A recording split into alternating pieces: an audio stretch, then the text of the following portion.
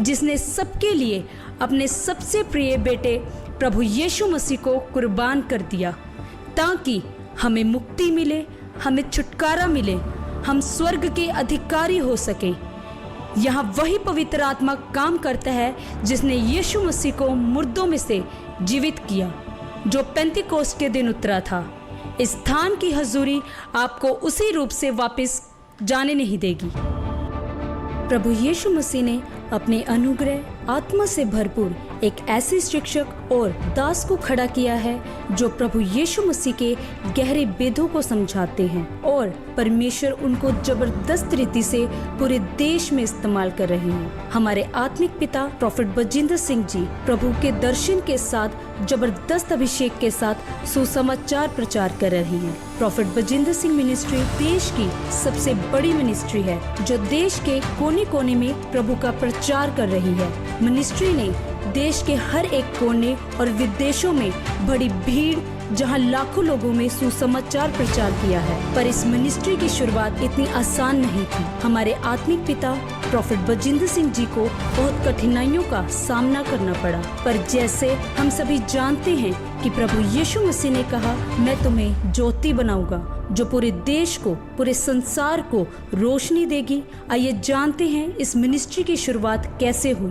Prophet Bajinder Singh ji का जन्म 10 सितंबर 1982 को हरियाणा के यमुनानगर के एक जाट परिवार में हुआ। उनका प्रभाविक जीवन पारंपरिक आकांक्षाओं से प्रभावित था, जिसमें मैकेनिकल इंजीनियर की पढ़ाई भी शामिल थी, लेकिन किस्मत को कुछ और ही योजनाएं बना रखी थी। 20 साल की उम्र में वह एक हत्या के मामले में कानूनी जटिलताओं में फंस गए और जेल की सजा भुगतनी पड़ी। ये उलट पुलट भरा समय उनके जीवन में एक महत्वपूर्ण मोड़ बन गया। अपनी जेल की सजा के दौरान प्रोफेट बजिंदर सिंह जी के पास प्रभु यीशु मसीह का सुसमाचार पहुंचा, जिसने उन्हें आध्यात्मिक संतावना प्रदान की। ये मुलाकात एक परिवर्तनकारी यात्रा की शुरुआत बनी, जो 2008 में उनके मसीह जीवन को अपनाने की ओर ले गई। मसीह जीवन को अपनाना सिर्फ एक व्यक्तिगत निर्णय नहीं था, ये विश्वास और आध्यात्मिक नेतृत्व के प्रति एक नए अध्याय की शुरुआत को दर्शाता है। प्रोफेट बजिंदर सिंह जी का मसीह जीवन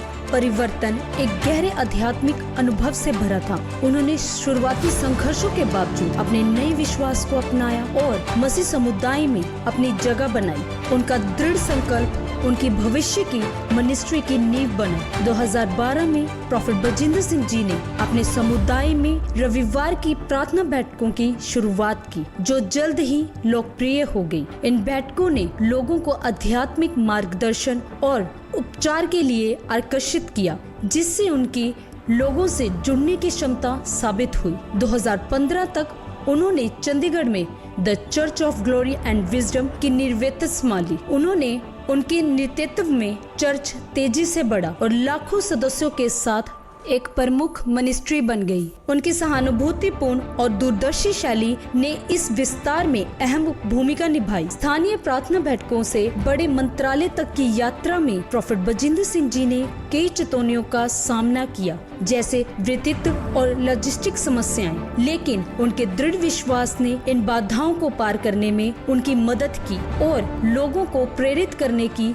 उनकी क्षमता मिनिस्ट्री की सफलता का आधार बनी। प्रभु यीशु मसीह प्रोफेट बजिंदर सिंह जी को इस रीति से इस्तेमाल कर रहे हैं कि कुछ ही समय में ये मिनिस्ट्री विश्व की सबसे बड़ी मिनिस्ट्री बन गई। रिकॉर्ड तोड़ लाखों की भीड़ वाले क्रूसेड देश में भी और विदेश में भी बड़े बड़े सेलिब्रिटीज तक प्रभु के दास के वचनों को सुनकर इस मिनिस्ट्री के साथ जुड़ते जा रहे हैं और ये सिलसिला आगे बढ़ता जा रहा है। इस मिनिस्ट्री का एक ही उद्देश्य है, प्रभु यीशु मसीह का सुसमाचार प्रचार हो, चाहे वो घर जाकर हो, चाहे डिजिटल मीडिया के द्वारा, चाहे चैरिटी के द्वारा, क्योंकि परमेश्वर ने बाइबल में कहा है, जाओ जाति जाति पूरी दुनिया में सुसमाचार प्रचार करो। इसी दर्शन के साथ इस मिनिस्ट्री की 200 से अधिक शाखाएं पूरी दुनिया में हो गई हैं और ये बढ़ती जा रही है। इस आशीष के लिए हम प्रभु यीशु मसीह का धन्यवाद करते हैं। हमें विश्वास है कि आज आप जब हमारे साथ इस दर्शन में जुड़ेंगे तो प्रभु आपको, आपके परिवार और आपके साथ जुड़ी हर चीज को आशीष देगा। तो आइए उस महान परमेश्वर का तालियों के साथ उस परमेश्वर का स्वागत करते हैं, क्योंकि बाइबल कहती है यहोवा का धन्यवाद सारंगी के साथ करो, 10 तार वाले बाजे पर उसको भजन गाकर स्तुति करो, उसके लिए एक नया गीत गाओ, उत्तम रीति से बाजा बजाओ और जय जयकार करो।